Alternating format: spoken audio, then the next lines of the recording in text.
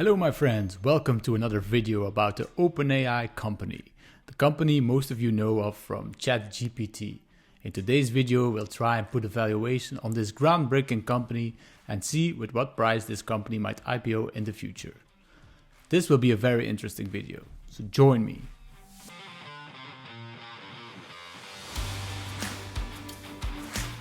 So we will in this video try to put a price tag on the OpenAI company. We'll start with the pricing history, what it's worth today, what it might be worth as it does its IPO, and what it might be worth if AI becomes smarter than we ever can imagine.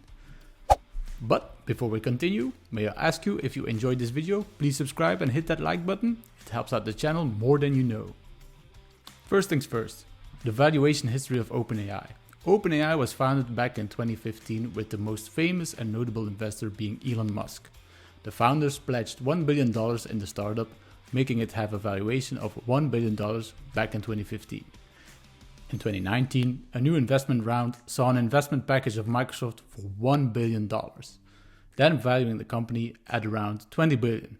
So that makes a 20 times value increase in 4 years.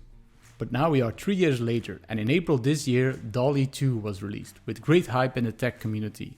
And when in November they released ChatGPT, the AI tool that created a huge hype with people around the globe from any walk of life. Now to me, the AI is far from perfect, but it's great fun to play around with. And the amazing thing about it is that it's the smartest thing we ever saw in our lifetime. But when you look at this professional chart made by Wait.Why back in 2015, it really puts things in perspective. If this is true, we might find ourselves in a strange new world in the next decade or so. Imagine you being able to say to an AI, create and publish a website online about how awesome finance capital is. Fill it with 50 blog posts about the 50 most popular stocks and then promote this site via Google Ads until it hits an average daily visitor count of around 50,000. You wait 5 minutes and there you have it. You had to do nothing. Now all you have to do is sit back and wait and see the visitor count go up. Or you feel like playing a computer game, but you find nothing to your liking on Steam. You can just ask the AI to create a game, like I want an Elden Ring style game featuring Sonic and Jeff Bezos in a 16-bit setting that takes about 50 hours to complete. You go to bed and you wake up with the game installed on your computer, ready to play. Now that, my friends, is real AI. And if AI becomes that powerful, a lot of white-collar jobs, if not all, will become obsolete. And even the creative industry will become obsolete. The AI will be able to make any movie, any game, any kind of music, write any book we as humans could ever think of, and then some. When this happens, the world will change so fast and things will happen that we won't be able to grasp. We will be like an ant that sees a highway. It's impossible for the ant to understand in the slightest what a highway is, and soon we'll be the ants.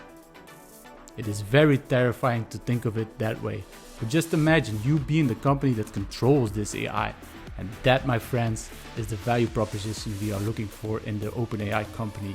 Company that would potentially have the power to make its AI make the biggest scientific breakthroughs in the history of mankind. Every single week, again and again. I hope this gets you excited about OpenAI and its possible valuation. So let's see what it will be worth today. So its most recent valuation was in 2019 at $20 billion, but it's safe to say that with the recent hype surrounding DALL-E and even more with ChatGPT, that valuation has only gone up.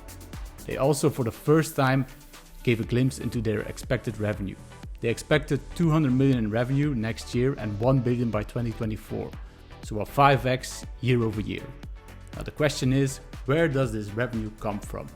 Well, OpenAI has APIs that connect to service providers that build software on their technology. Startups including Synthesis and Jasper have drawn Fortune 500 companies to use their video generation or AI copywriting tools according to their website.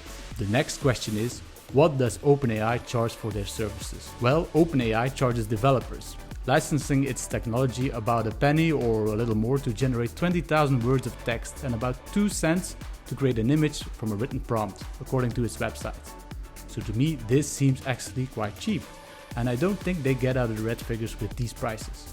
Also now with their ChatGPT, they say it costs around 100 times more in processing power to answer a query than a Google search. And they don't run ads on the platform. And they don't charge you per query. As you can imagine, this is really bleeding money. However, here you very much are the products. You are helping the AI train itself by asking questions. They greatly benefit from the hype that got many people to use the ChatGPT. But of course, it is not a sustainable model. They will, when it would just become a fraction bit better, begin charging people for it. And since people will be addicted to the great help ChatGPT provides in day-to-day tasks like programming or writing a nice text for your website, people will gladly pay a fee to keep on using these tools. The question, of course, is, can they scale this cost down? But let's, for the sake of this exercise, assume they can. Now, the next question we have is, when will they IPO? Well, as of now, no date has been set on when they would IPO, but we can make an educated guess. OpenAI is burning through a lot of cash. This has been stated by the CEO before and still remains true. Definitely with the increased popularity of their products, so they will need money again sooner rather than later.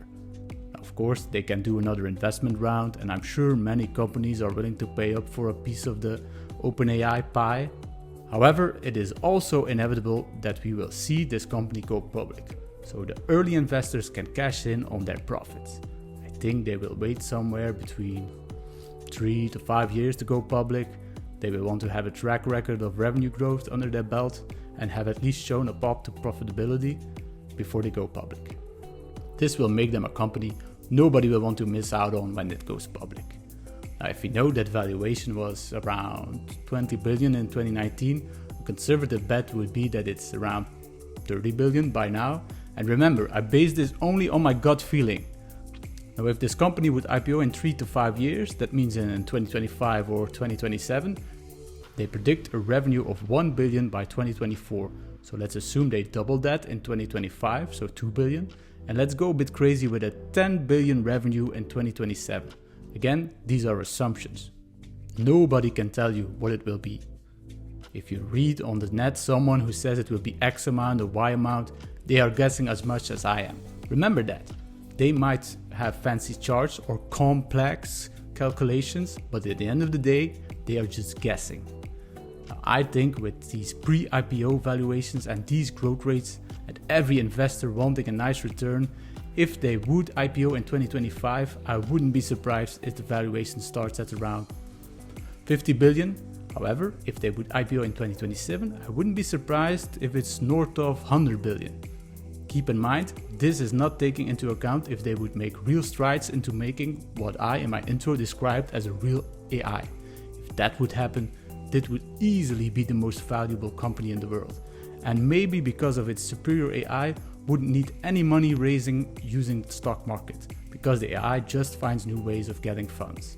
If AI really takes off like the graph we first showed, I don't believe valuation of a company like this would matter, because anything we know about the world wouldn't matter at that point. But if we assume AI moves in a way we can comprehend and we can use as a tool to help us in our daily lives and not just make us absolutely obsolete, then I think this valuation exercise can hold true. But like I said before, this is all based on assumptions and my gut feeling.